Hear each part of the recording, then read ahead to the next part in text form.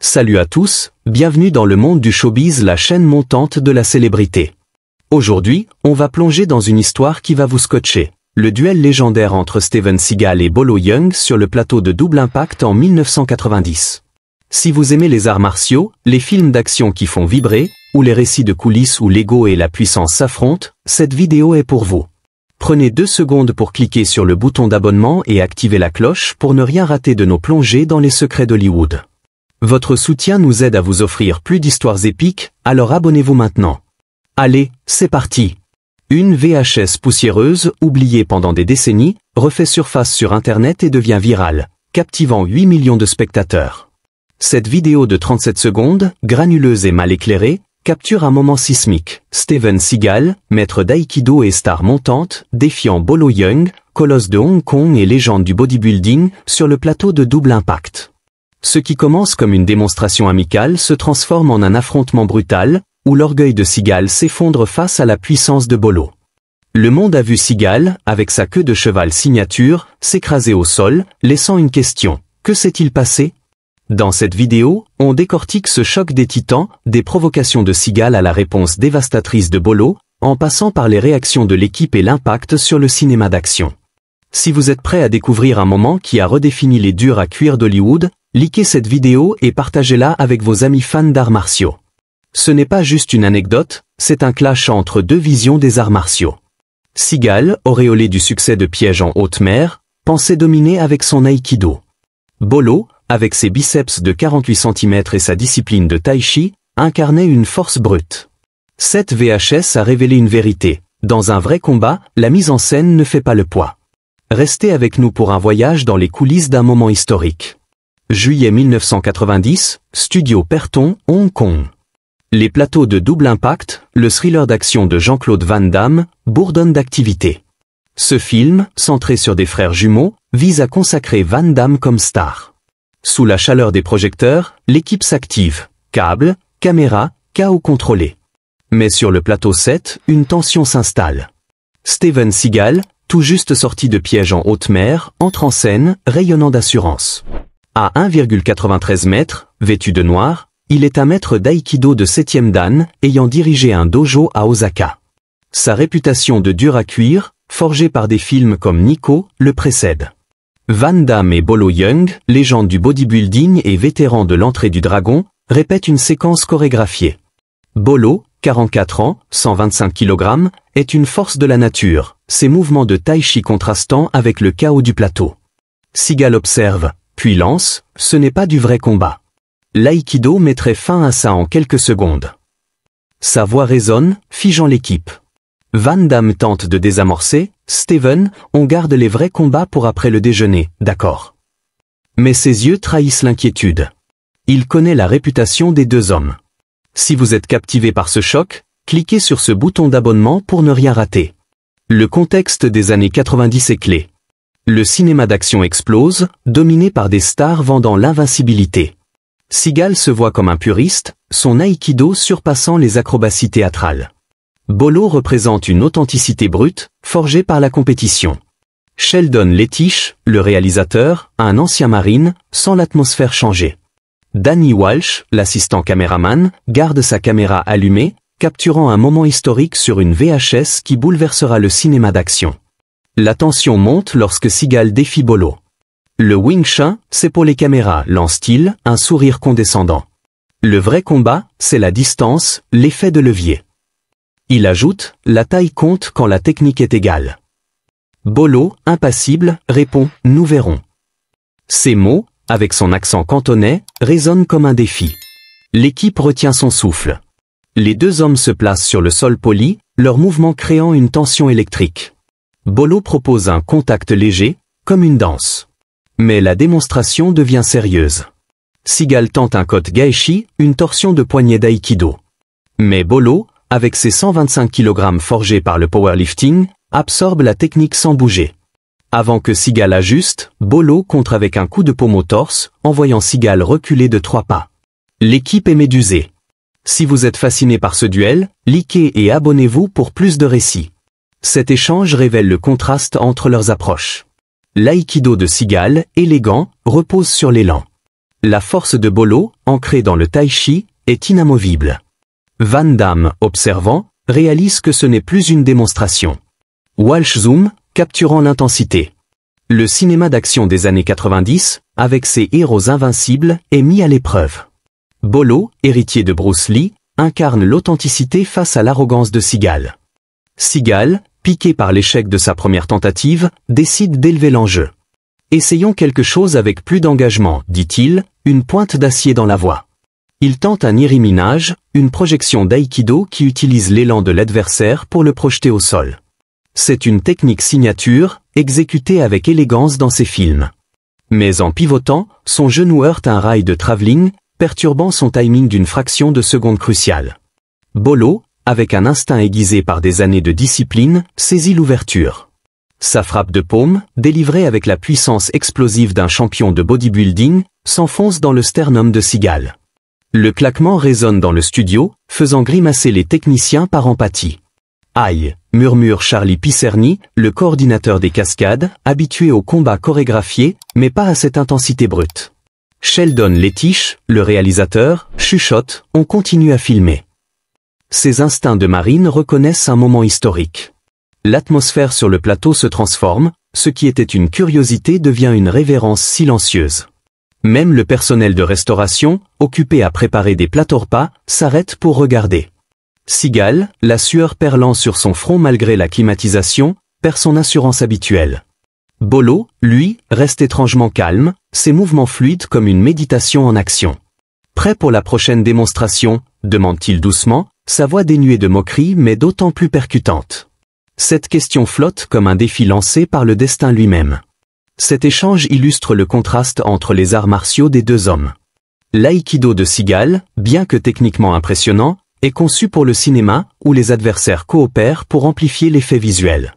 La force de Bolo, ancrée dans le tai chi et des décennies de powerlifting, est fonctionnelle, conçue pour la réalité. Les images capturées par Walsh, bien que granuleuses, montrent une intensité rare, chaque mouvement de Bolo est économique, précis et dévastateur, tandis que Seagal lutte pour maintenir sa posture de star. Le contexte des années 90 amplifie l'enjeu. À une époque où les films d'action privilégient le spectacle, cet affrontement rappelle que la vraie maîtrise martiale transcende les caméras. L'équipe, fascinée, observe un duel qui brouille la frontière entre chorégraphie et combat réel. Jean-Claude Van Damme, habitué à travailler avec des cascadeurs, reste silencieux, conscient que ce moment dépasse le cadre du cinéma. Les techniciens, habitués aux prises répétées et aux effets artificiels, réalisent qu'ils assistent à une vérité brute. Cet incident, bien que spontané, reflète les tensions sous-jacentes du cinéma d'action, entre l'authenticité des arts martiaux traditionnels et la mise en scène hollywoodienne.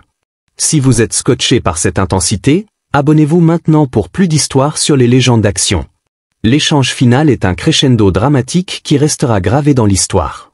Seagal, poussé par le désespoir et l'orgueil blessé, abandonne toute retenue. Il lance une combinaison qui aurait brillé à l'écran.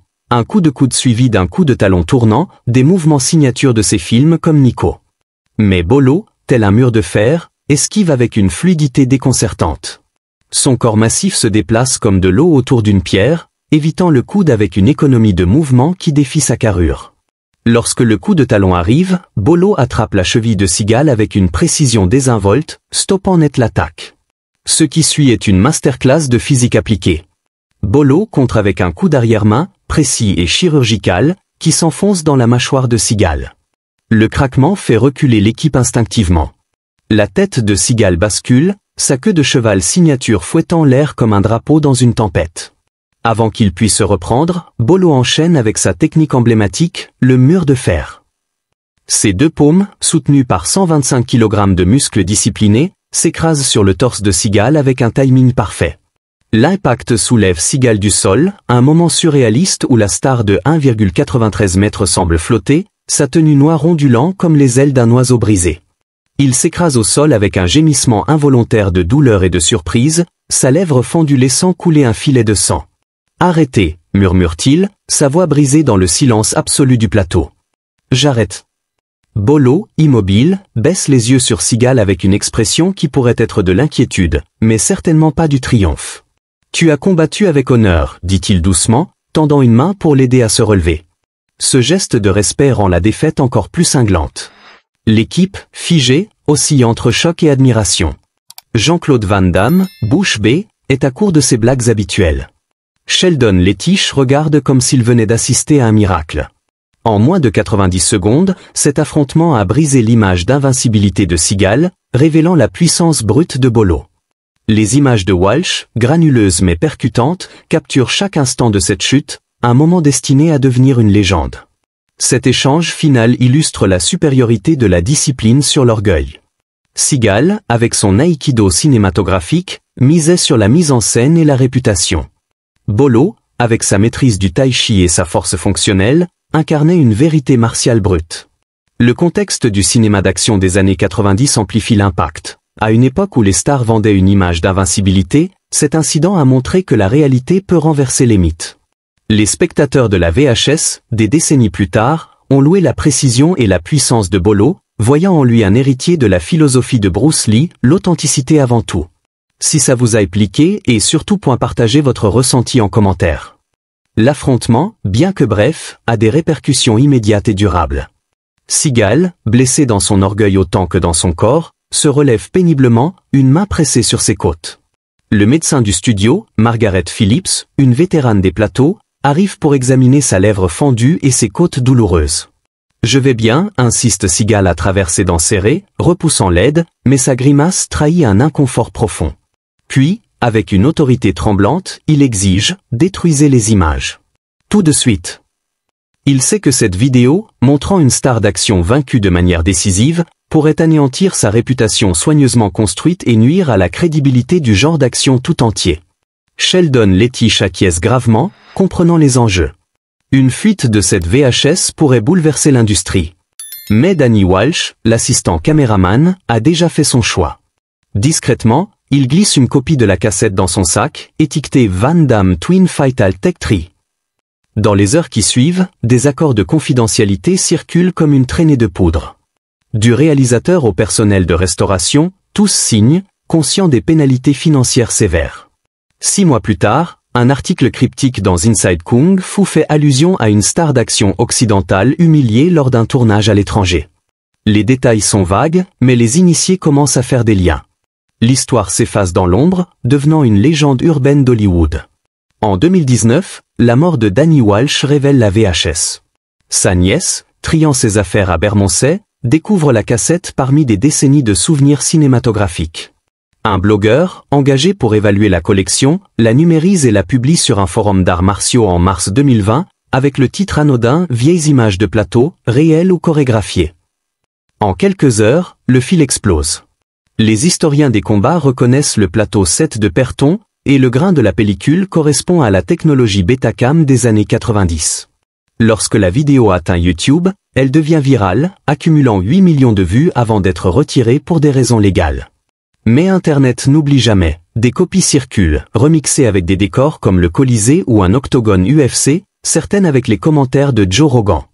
Les experts en MMA dissèquent la technique de Bolo, louant son mur de fer pour son transfert de poids et sa rotation des hanches parfait.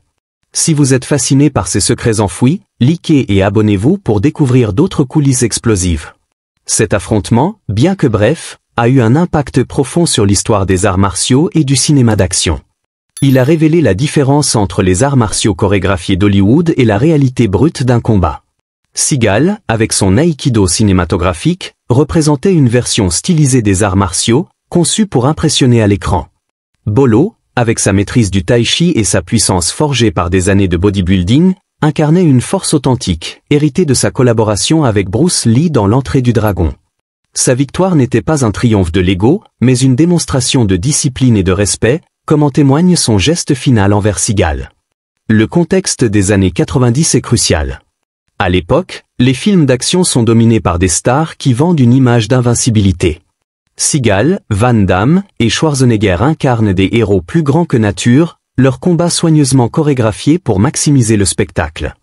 Mais cet incident a rappelé que la réalité est plus complexe. Bolo, connu pour ses rôles de méchant, n'était pas seulement un acteur, c'était un athlète d'élite, capable de traduire sa force en combat réel.